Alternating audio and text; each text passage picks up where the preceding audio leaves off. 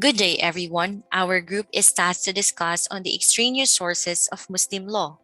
And these are the following: legal fiction to be discussed by yours truly, April Rose P. Waga; legal maxim to be discussed by Ms. Merit Siljoy B. Tihap; statement of the Companions of the Prophet by Ms. Achimida D. Mamakota; costume or usages by Mr. Hamdani M. Sultan; legislation to be discussed by Ms. Farsana T. Yusuf and Lara Gay Villarus.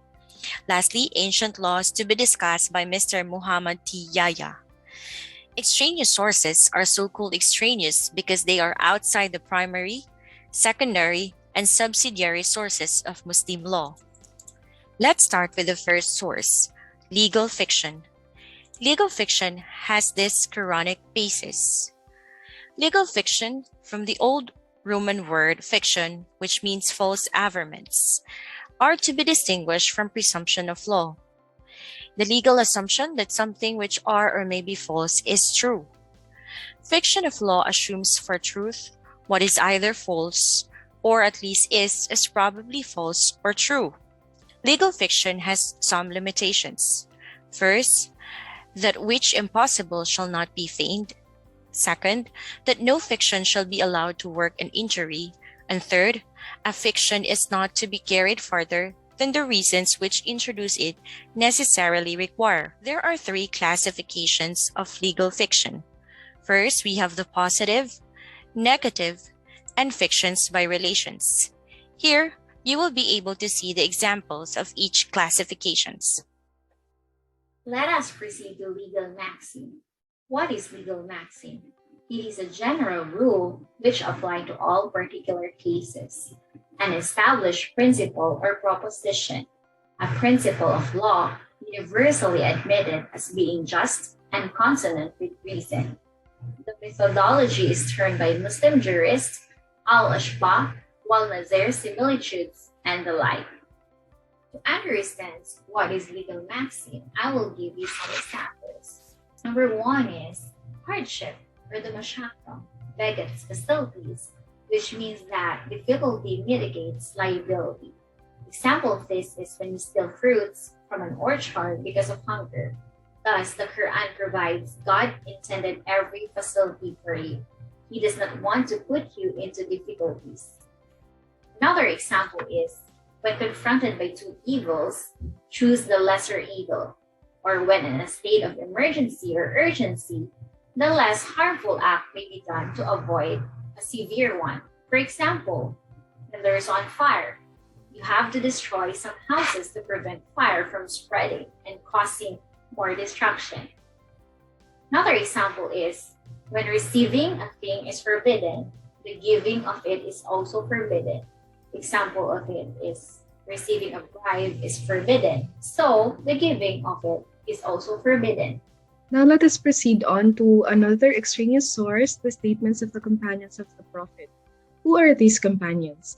These are the followers of Muhammad sallallahu alaihi wasallam who had personal contact with him, however slight. In fact, any Muslim who was alive in any part of the Prophet's lifetime and saw him may be reckoned as among the companions. So what are their role in the Quran and the Sunnah? The Prophet himself memorized the Quran and so did his companions, because this was due to the piecemeal revelation of the Quran. And lastly, the companions were also in better place to ascertain the authenticity of the Sunnah of the Prophet. Proceeding on to their role in the Hadith, the companions, being eyewitnesses, are the most important sources of Hadith, which is the record of the sayings of the Muhammad and also his activities. We have what we call the Mashkur Hadith, which are the well-known Hadith proliferated by one, two, or more companions and was passed on to generations. Now let us go to custom or usages. Technically, it is used to denote customary law that were established by long usages. It is what the people has been accustomed to doing, and its collective recurrent practice has become the law of the place for a large number of people.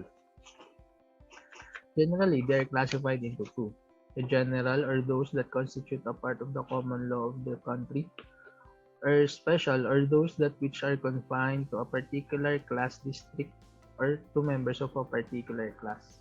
Article 5 of this code states that Custom not embodied in this code shall be proven in evidence as fact.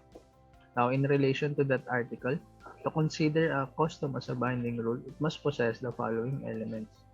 Number one is the force of law or binding force. Number two is the general application. And number three is that it must not be contrary to the Constitution, the Sharia law, public orders, public policy, or public interest. Legislation means the act of giving or enacting laws. It is not lawmaking in the modern sense of the term because Muslim believes that law is already contained in the Quran and the Hadiths, and which may be extended by means of analogical deduction based on those principal sources. Thus, during the time of Prophet Muhammad, legislation of Muslim laws were namely 1. By divine legislation, which is from God revealed through Archangel Gabriel to Prophet Muhammad. 2. Legislation by precept, which are examples shown by the prophet of God in words and deed under divine inspiration, and 3rd, by extension of the original text, the Quran and Hadith, through the exercise of one's reasoning or individual opinion that received common consensus of the community.